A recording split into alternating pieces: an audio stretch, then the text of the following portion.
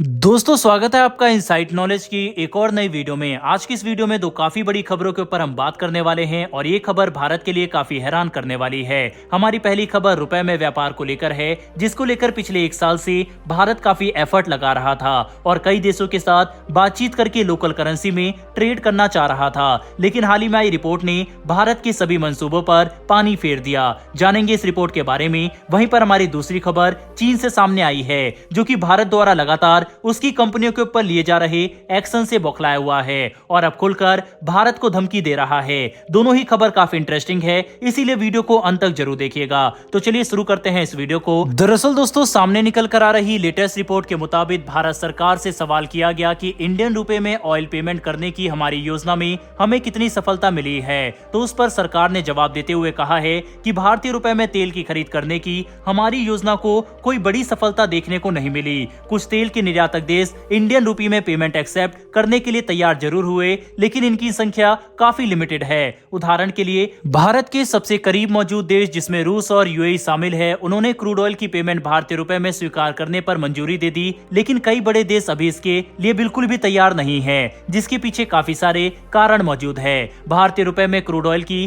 Payment accept करना इन देशों के लिए परेशानी इसलिए है क्योंकि भारतीय रुपया कोई मजबूत ग्लोबल करेंसी नहीं है। ऐसे में वे हमसे पेमेंट ले तो भारतीय रुपए का एक काफी बड़ा भंडार इन देशों के पास इकट्ठा हो जाएगा। ये वही परेशानी है जो रूस आज महसूस कर रहा है और इसका सॉल्यूशन ढूंढने के लिए भारत रूस के बीच में लगातार बातचीत जारी है। इतना ही नहीं बल्कि भारतीय तेल कंपनियों का कहना है कि इंडियन रुपी में पेमेंट करने के बाद कई मामलों में हमें क्रूड ऑयल महंगा भी मिलता है, जिसके पीछे की वजह यह है कि व्यापार के समय कई तेल निर्यातक देश दिशा निर्देशों का पालन नहीं करते। भारत हर दिन 46 लाख बैरल क्रूड ऑयल आयात करता है। ऐसे में हम बिल्कुल भी रिस्क नहीं ले सकते कि हमारी सप्लाई बाधित हो। लोकल करेंसी में क्रूड ऑयल की पेमेंट करना भारत के लिए बड़ी बात है, लेकिन हम इसका एक बड़ा नेटवर्क तभी तैयार कर सकते हैं जब कई सारे तेल निर्यातक देश भारतीय रुपए में पेमेंट को स्वीकार करें। ऐसा करने के लिए हमें हमारी अर्थव्यवस्था की ताकत और पहुंच को बढ़ाना होगा, जिसका एक काफी सफल तरीका फॉरेन डायरेक्ट इन्वेस्टमेंट को बढ़ावा देना है और हमारी मैन्युफैक्चरिंग सेक्टर को मजबूत करना हो सकता है। लेकिन फिलहाल के लिए तो क्रूड ऑयल की खरीद में अमेरिकी डॉलर कहीं भी नहीं जाने वाला और ये हमारे पेमेंट में एक महत्वपूर्ण हिस्सा बना रहेगा। हालांकि दोस्तों, ये भारत के लिए एक बड़ा सेटबैक जरूर है, लेकिन भारत इस दिशा में कार्य कर सकता है। इसका सबसे बड़ा हल यही है कि ये देश भारत से ज्यादा सामान खरीदे और वह सामान जब भारतीय रुपए में खरीदेंगे तो उनके पास रुपए इकट्ठा नहीं होगा। वहीं वह इजिली भारत के साथ ट्रेड कर सकेंगे और भारतीय रुपए को एक्सेप्ट भी कर सकेंगे। वहीं अब ये देखना इंटरेस्टिंग होगा कि भारत कैसे निपटता है। बहरहाल दोस्तों, बढ़ते हमारी दूसरी खबर की तरफ। ये खबर चीन द्वारा भारत को दी गई एक खुली धमकी को लेकर है, जिसमें चीन ने पहली बार भारत को इतने कड़े शब्दों में धमकी दी है और चीन भारत के अंदर की जा रही कानूनी कार्रवाई में भी शामिल हो रहा है, जो हम आगे एक्सप्लेन करेंगे कि ऐसा कैसे होने वाला है। तो चलिए इस खबर को समझते हैं। दरअसल आपको याद होगा कि चीनी मोबाइल कंपनी वीवो के खिलाफ भारत में केस दर्ज किया गया था, जिसके ऊपर जीएसटी और कस्टम ड्यूटी की चोरी का आरोप है। दरअसल वीवो जो एक चीनी मोबाइल कंपनी है, उसके ऊपर 1109 करोड़ की जीएसटी की चोरी और 8000 करोड़ रुपए के कस्टम ड्यूटी की चोरी का आरोप लगा हुआ है। इसी की वजह से भारत के डायरेक्टरेट ऑफ इन्फोर्समेंट ने इस कंपनी के ऑफिस पर छापा मारते हुए इन्वेस्टिगेशन को आगे बढ़ाया। इसके बाद वीवो के 3 सीनियर ऑफिशियल को गिरफ्तार किया गया। इसमें इस कंपनी के सीईओ, सीएफओ और एक कंसल्टेंट शामिल थे। वहीं इन सभी हाई प्रोफाइल लोगों को गिरफ्तार करना चीन के लिए एक काफी बड़ी परेशानी बन गया और यही वजह है कि चीन गुस्से में आग बबूला होकर भारत को धमकी दे रहा है। चीन ने खुलकर कहा है कि भारत वीवो और चीनी कंपनियों के साथ दोहरा बर्ताव करते हुए उनके खिलाफ जानबूझकर टारगेटेड कार्रवाई कर रहा है, ताकि इन कंपनियों को परेशान किया जा सके। भारत की कानूनी कार्रवाई में हस्तक्षेप करने के लिए चीन ने कहा है कि हमारी सुरक्षा एजेंसियों ने वीवो के जिन एम्प्लॉयज को गिरफ्तार किया है, चीन उनके लिए हर संभव मदद भेजेगा।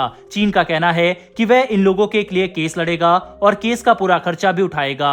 इतना ही नहीं बल्कि चीन ने एक तरफ तो आधिकारिक तौर पर बयान दिया कि भारत चीनी कंपनियों के खिलाफ गलत और एक तरफा कार्रवाई कर रहा है, वहीं दूसरी तरफ चीन के सरकारी अखबार लगातार भारत पर दबाव बनाने की कोशिश कर रहे हैं। ग्लोबल टाइम्स समेत चीन के कई मैगजीन और न्यूज़पेपर ने अपना ओपिनियन देते हुए कहा है कि भारत को आर्थिक और रणनीतिक मुद्दों को अलग अलग करके काम करना चाहिए। चीन का कहना है कि सीमा पर विवाद एक तरफ और दोनों देशों के बीच व्यापार एक तरफ होना चाहिए। लेकिन 2020 में गलवान घाटी के अंदर जो घटना हुई जिसमें हमारे 20 जवान शहीद हुए, उसके बाद कोई भी भारतीय नहीं चाहता कि चीन के साथ बिजनेस बिल्कुल वैसे ही रहे जैसा इस घटना के पहले था।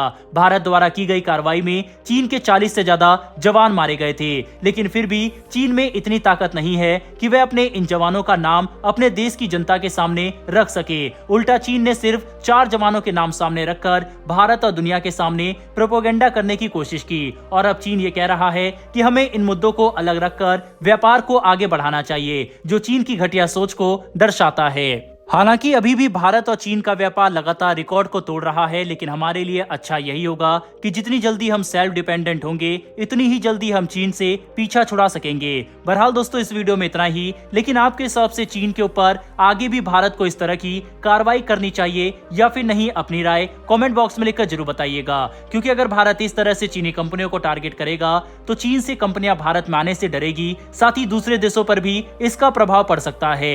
आपके हिसाब से भारत को ऐसा करना चाहिए या फिर नहीं, अपनी राय कमेंट बॉक्स में जरूर बताइएगा। फिलहाल इस वीडियो में इतना ही। अगर आपको इन्फॉर्मेशन और वीडियो पसंद आई हो तो वीडियो को लाइक करके हमारी आने वाली डेली ऐसी वीडियो के लिए चैनल को सब्सक्राइब कर बेल नोटिफिकेशन को जरूर दबा लें। फिर मिलेंगे ऐसी एक नई वीडियो के साथ। धन्यवाद। जय हिंद।